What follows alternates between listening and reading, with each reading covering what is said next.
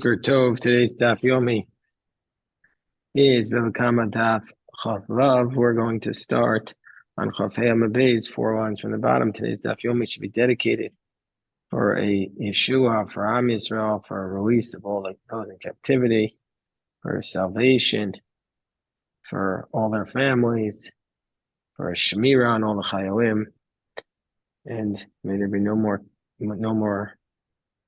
murder of innocent Jews. So the Daf Yomi tells us on the bottom of Chafei Amabez, we're discussing Kavah Chomers that we could possibly make.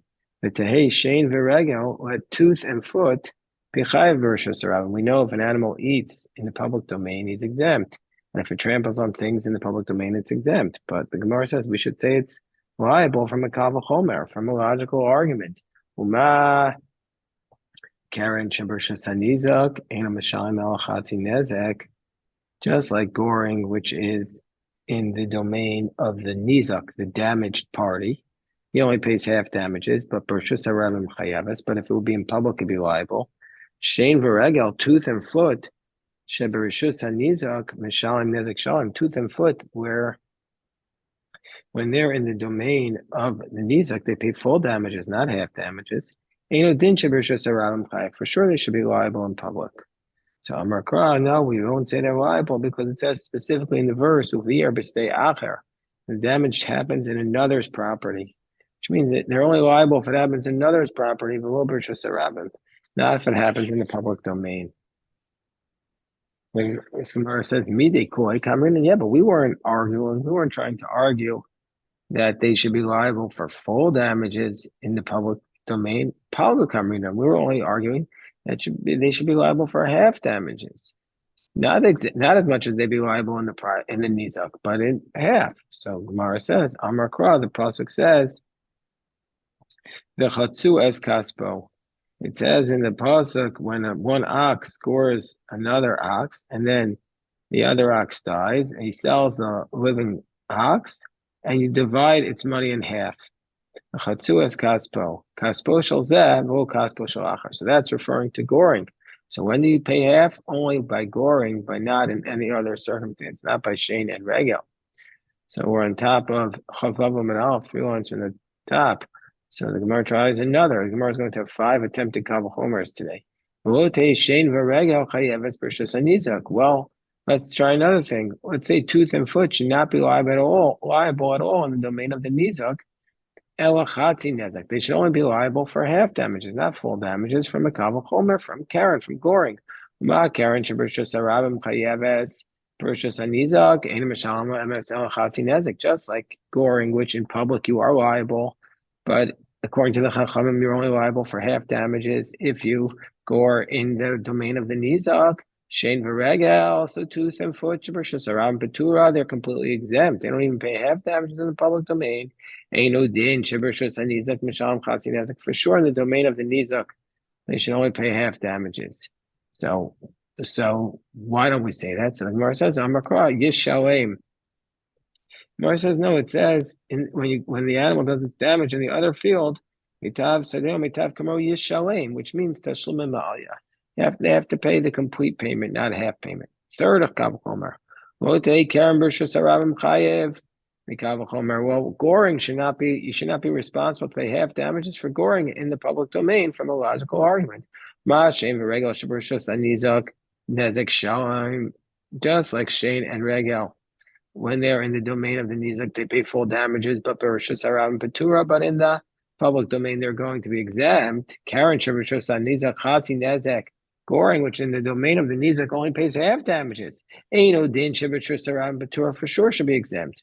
Amar Rabbi Yochanan, why don't we say that? Amakra yechatzun, because it says in the pasuk if an animal gores, v'gam es hames yechatzun, but the word yechatzun is extra, so it's to teach us ein chatzi nezak chaluk lo b'rishus harabim v'lo b'rishus hayachid. It's to teach us that you always pay half damages for goring. So that's to teach us that also in the public domain you have to pay half damages. So the Gemara says, or actually just to even tell you that you're liable in the public domain. So now we say the fourth attempt at Kal Chomer, via Adam Chayev Bekofer Mikal Chomer. So if an ox scores another ox and kills that ox, the halacha is that it kills an ox scores another man and kills him, that the owner of the ox has to pay kofer, a ransom penalty. So we should, but if a man kills another man, he's not liable to this ransom penalty. Gemara says, via Adam Chayev Bekofer. Why don't we say that a man should have to pay ransom penalty for if he kills another man without warning, as Rashi says, from a Kal Chomer?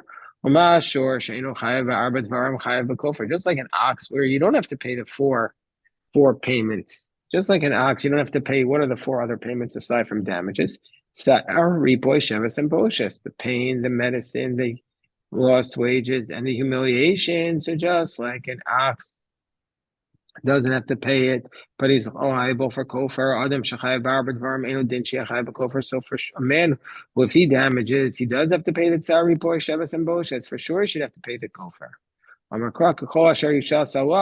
No, like all that you levy upon the person whose ox did the action.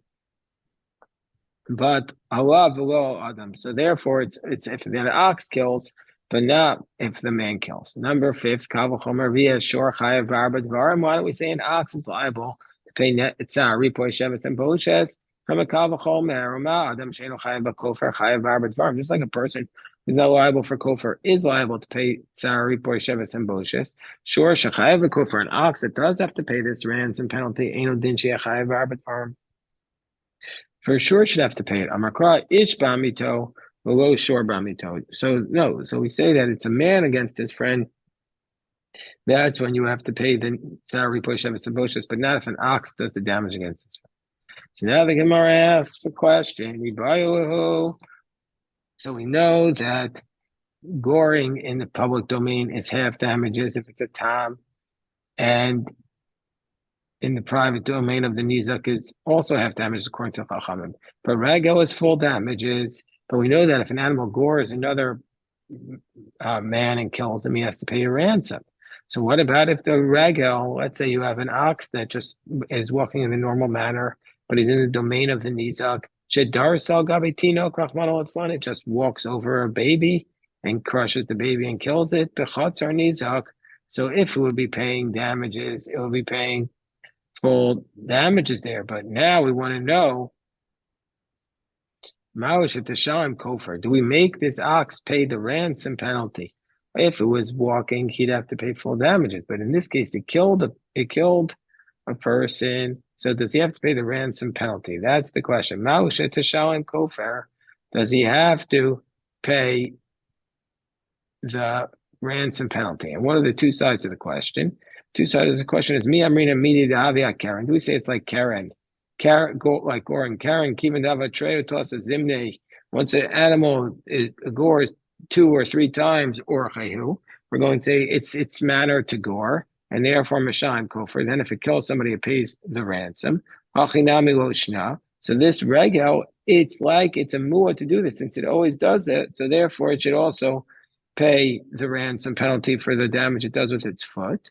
Or do we say, Hodelma Karen Kavanaso Lahazik, Hayin Kavanaso Lahazik? Or do we say that in order to pay the goring penalty, there's a crucial distinction between foot and goring, because the goring, you don't have intent to do damage.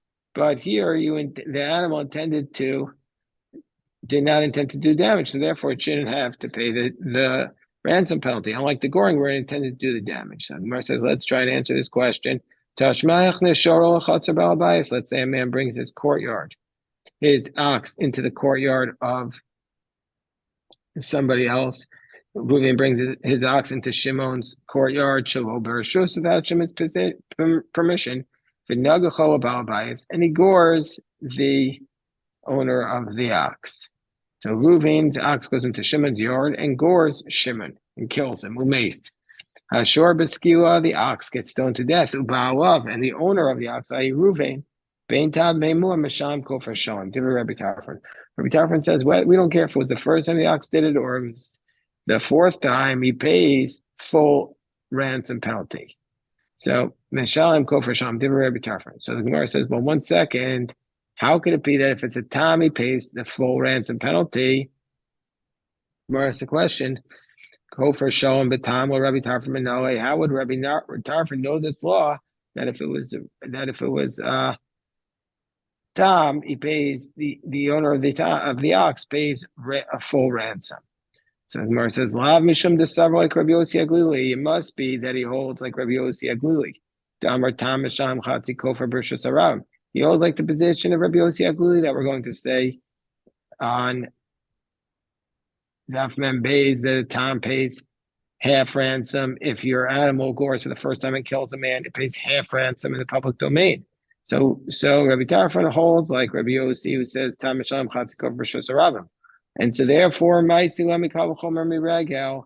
And then Rabbi Tarfon says, let's bring the Kavachomer, that he pays full damages if the Tam gores in the domain of the Nizak from Regel. Kavachomer from Regel. What's the Kavachomer?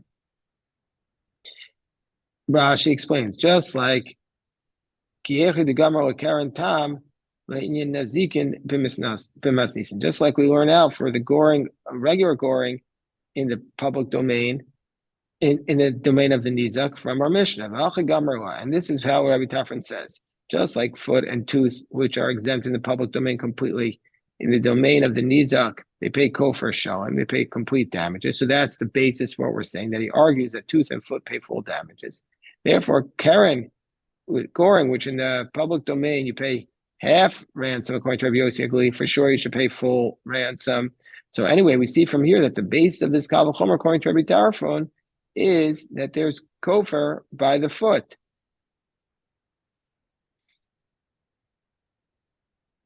So the Gemara says, Alma Ika kofer beregel. So we see that there's ransom by regel. Amarav Shimi Minardai. No, that's not the source for Rabbi Tarfon's teaching. It's not coming from regel v'shein in the public domain. What's it coming from? Tana minazikin de regel ma'isila. He's learning it out from the damages caused by the foot. Minazikin de regel ma'isila. Rashi says, "U'olam leika kofer beregel." There's no kofer by regel, and this is how Rabbi Tarfon learns it out. Just like regel in the public domain is exempt from damages, but in the rishus of the nizak he pays full damages. Goring, which in the public domain pays half ransom, for sure in the public domain should pay full ransom. So that's his argument. So the Gemara says v'lifrach, but we can break that because Malon Nezikin de regel, because the Nezikin, the damages that the regel does are different. Shekain yeshno be'esh, meaning to say, are you shekain yeshno be'esh? Are you going to say there's kofer, which there isn't by fire? So the Gemara says, mitaman. No, we're going to learn out from taman is exempt by fire. And yet it's chayiv by regel. And so therefore, just like foot in the public domain is exempt from everything, is going to be liable in the domain of the nizak, even on the hidden things. He is liable for nazik sholim. Goring, which is in the rishus aram, is chav tziko, for sure should pay full damages. So the Gemara then says, v'malo taman shekeyesh no bebor. But the case of taman has a leniency, because if there would be a goat hidden in a I don't know, a bag or something, and it falls down and falls in a pit, then the owner will be liable for the damage done to the animal. So the Gemara says, therefore we learn out from Kalim, because from utensils which are exempt in the bor, and so therefore Malakalim, but Sheyesh and Be'esh, but Kalim is different, because Kalim is going to be responsible. You're liable for if the fire burns utensils, but Mikalim Tamunim, but no, you're not liable for hidden ones. Malakalim Tamunim Shiyashim, but a person is liable. So we see from here, Shemamina Mikofer de Regel Maisil. He learns it out from the kofer of the foot. Alma Ika Kofer Beregel. This teaches us that if the animal Rahman al kills a child while walking, we're going to say that the owner of the ox has to pay the ransom penalty. It is indeed logical that you could go for beregel. It's indeed logical to say there's kofer by the foot. Why? The Isak could go for beregel, because if you're going to say that there's no ransom by regel, the Tana minizikin de regel ma'isila, and the Tana is trying to bring a proof from the fact that from from the law of damages by foot that doesn't apply in the public domain, but it's complete in the private domain. Livro, we can break it because we could say mal and the de regel shekain yesh non beregel. Because we could say that you can break the kal chomer because the damages of regel is more strict. Shekain yesh non beregel, and so therefore it applies, and therefore you have to pay full damages. But kofer, which is lenient by regel, we shouldn't be responsible. We'll have shmamina, we kofer the regel ma'aseh. So we learn it out from kofer the regel. Alma ika kofer beregel. So this proves that there is kofer beregel. So that's the argument to prove that there is ransom penalty by foot. So now the Mishnah says Adam muad la'olam, a person is always a muad. He's always a muad, meaning say he's always responsible for his actions. Bein shogeg, bein mazin, whether accidental or intentional. Bein er, bein yashan, whether he's awake or whether he's sleeping. Sima sein chavero, let's say he accidentally blinds his friend. Vishiber sakalim, or he accidentally breaks his friend's utensils. Mashalim nezek shalim. A person always pays full damages. He's always responsible for his actions. Gemara says, Katani sima sin chavero.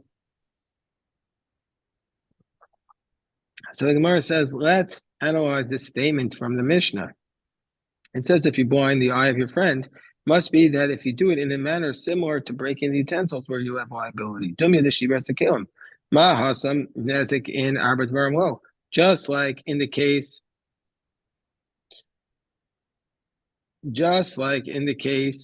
of breaking the utensils, we say he pays damages, but he doesn't pay the four penalties of pain, tsari, poishevis, and boshes, because they only apply to a person. Av sima ayin. So we should also say that if you blind the person accidentally, av sima asin chavero nezikin arbat varam lo. We should say you should say that under these cases where he blinds him accidentally, he shouldn't have to pay him these tsari, poishevis, and boshes, except if it was a case where it was intentional or close to intentional. But we should learn out by the comparison in the Mishnah between blinding the eye and breaking the utensils. Just like a person doesn't pay tsari, poishevis, and boshes by breaking the utensils, so too if he blinds the person accidentally, he shouldn't have to pay the pain, the medical expenses, the lost wages, the humiliation. Gemara says, what's the source? We're on the top of 26b. What's the source for this idea? Not immediately that you're liable for damages even accidentally. Amar Chizkiya, Amar Kra. The source that you're liable for damages even accidentally.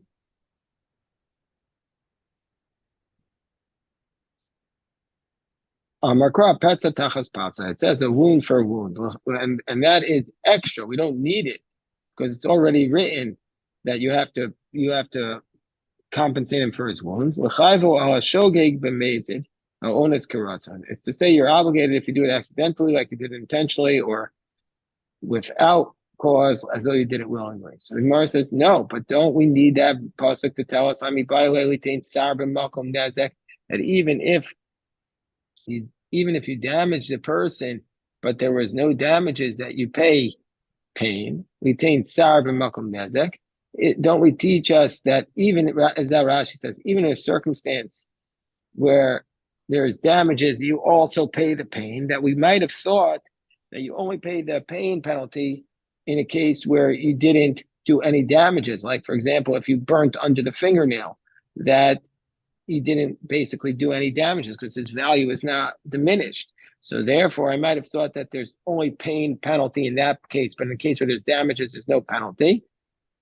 So we use this pasuk, just there's also pain damages in the case of penalty. In the case where there's nezik, there's also pain. So Gemara says, no, imkain lichtov krap petza bepatza.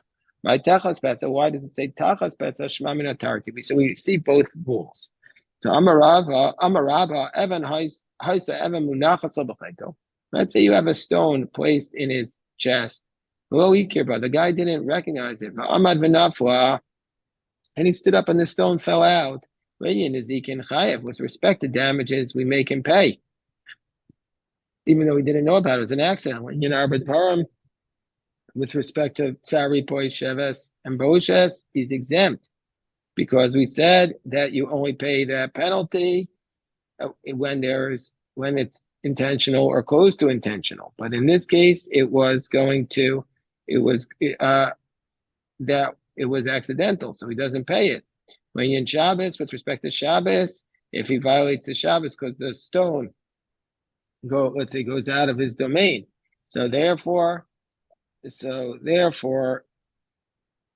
what happens if the stone goes out of his domain? We say melechas machshavas asar Torah. Torah requires intent to do this, and so therefore he's exempt. Inyan Golos, with respect to exiles, pater, because it doesn't even reach the level of shogeg.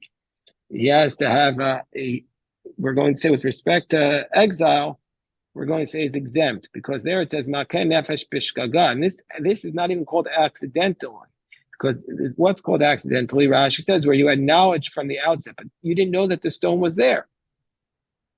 So therefore, you're completely exempt from going into exile. And when you're an Eved, and let's say he kills a slave, or knocks out the slave's eye or tooth, whether or not the slave goes free is a dispute between Rashbag and the Rabbanan that we had in Kedushin. Let's say the master was a doctor, and the patient said, and the slave says, "Fix my eye, v'sima," and in doing so he blinded him, or give me some dental work. The peel and knocks out the tooth. The slaves played a trick on the master. He goes free. Whereas Rashbag says, "V'shichata." And when does the slave go free? If you knock out his tooth or his eye, you need to have intent to hurt him. Let's say we're talking about a case where he knew the stone was there, but he forgot that it was there. Amad v'nafla, and then he stood up. When Yenezikin chayev, with respect to damages, he's liable because he's an adam mu'an olam. Then Yendalad varm, with respect to pain, sari poisheves and broches, we're going to say he's exempt because it was accidental. When Yengalos chayev, but with respect to exile, is liable to amakra bishgaga. Accidentally, he had to have known about it, that it was there. In this case, he knew about it. In Shabbos, with respect to Shabbos, we're going to say he's exempt because it wasn't intentional. There was no melechas machshavas. In Eved, put to the Rashbag v'Rabbanan. Okay, same dispute there. But let's say Niskaven was Rok Shtayim, let's say he intended to throw 2 amos. V'Zarak Arbe threw a 4 in Zakin Chayev. With respect to damages, he's liable because you're always liable. In Dalad Varam, with respect to Sari Poisheves and Boshes, he's going to be exempt because it was accidental. And in Shabbos, Machshavas, but he needed to have intent, and he didn't intend to throw it 4. When you go as Asher Tzada, so with respect to exile, you're liable for exile because since we have a specific limud in Malkos that teaches us under these circumstances that he goes into exile.